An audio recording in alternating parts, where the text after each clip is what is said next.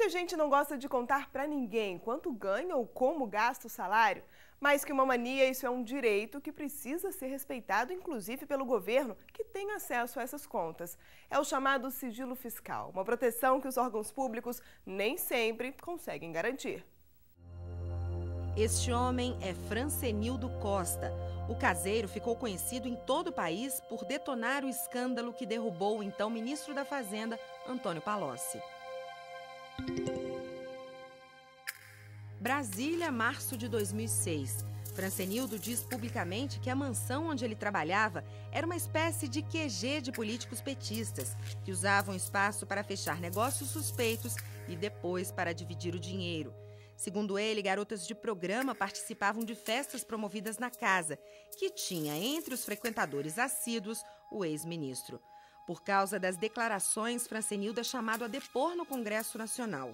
No dia seguinte, sem que ele soubesse de nada, uma revista divulga o extrato bancário do caseiro. Alguns depósitos chamaram a atenção e levantaram a suspeita de que Francenildo tivesse recebido dinheiro para falar contra o governo. Eu vou falar o que eu sei e não vou cobrar nada. Quer dizer que para falar a verdade tem que cobrar? Para se livrar da suspeita, Francenildo foi obrigado a contar à polícia que o dinheiro era um presente do pai biológico, que ele havia conhecido apenas alguns meses antes do episódio. Um transtorno enorme provocado pela quebra ilegal do sigilo bancário do caseiro.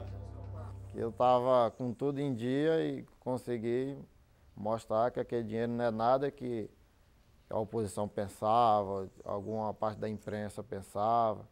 Confiei num banco, foi o único lugar que eu me adquiri para botar esse dinheiro, pensando que estava seguro, e no mesmo momento vazou.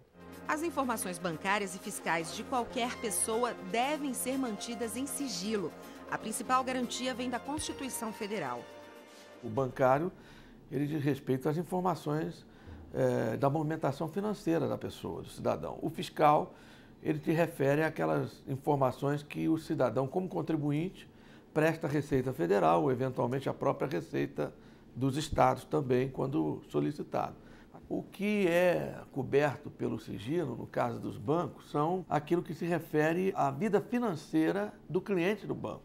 O juiz federal explica que o sigilo só é quebrado se for realmente necessário à investigação ou para a conclusão de um processo. Corrupção ativa, corrupção passiva, crimes contra a ordem tributária em geral, são crimes que lesam o fisco, não é?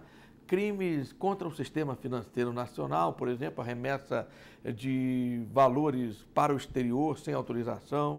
Para evitar o vazamento de informações sobre bens e patrimônio dos milhões de contribuintes brasileiros, o controle é rigoroso.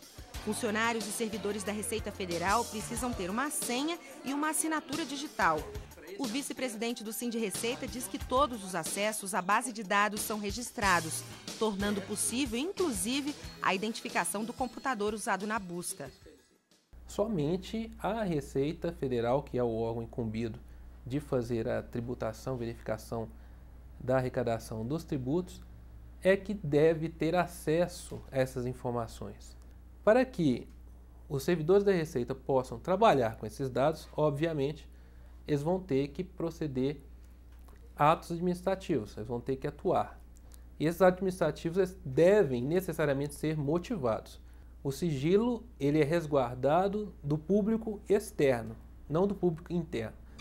Em agosto, uma varredura no sistema da Receita Federal revelou a identidade do servidor do interior de Minas Gerais que havia acessado os dados do vice-presidente do PSDB, Eduardo Jorge. Foram mais de 10 acessos em menos de 1 minuto. O rastreamento também descobriu acessos ilegais por funcionários da Receita numa agência em Mauá, na região metropolitana de São Paulo.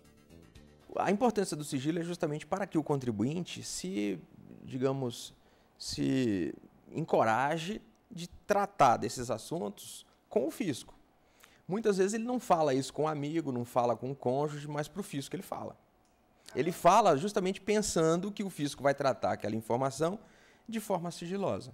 A quebra de sigilo sem motivo ou autorização da Justiça é ilegal. Acessos injustificados podem gerar advertência ao funcionário. Se houver reincidência, ele pode ser demitido. No caso de um servidor, a pena é suspensão de até 60 dias e abertura de processo administrativo disciplinar, que também pode resultar na demissão do cargo público. O violador ainda corre o risco de responder a processo criminal e pegar até 4 anos de cadeia. As violações fiscais descobertas recentemente ainda estão sendo investigadas. Já no caso de Francenildo Costa, a Justiça Federal entendeu que a Caixa Econômica repassou informações bancárias do cliente à pessoa que legalmente não poderia ter recebido os dados. A Caixa se defendeu, afirmando que, depois de verificar movimentações financeiras incompatíveis com a renda do caseiro, encaminhou o extrato da conta ao Ministério da Fazenda. Um argumento que não convenceu o juiz. A Caixa Econômica foi condenada a pagar R$500 mil de indenização por danos morais a Francenildo Costa, mas ainda pode recorrer da decisão. Aquela violação, ela teve aí uma motivação implícita, como se diz, maior.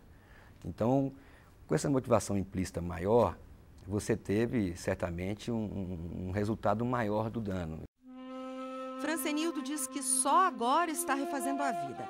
Arrumou um novo emprego como caseiro e espera a chegada do segundo filho. Ele ainda não sabe como vai gastar o dinheiro da indenização, mas garante que nenhum valor é capaz de apagar o que passou. Além da confusão com a polícia e da exposição massacrante na mídia, ele perdeu o que vinha buscando desde menino: contato com o pai biológico, que até hoje não aceitou o fato do nome dele ter sido envolvido num escândalo nacional.